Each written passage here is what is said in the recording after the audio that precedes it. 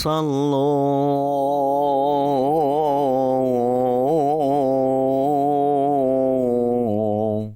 من أجل هذه القرابين المقدسة الكريمة وتقدماتنا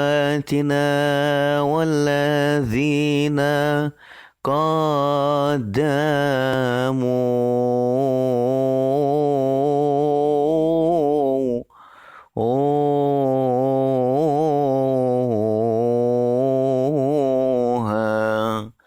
يا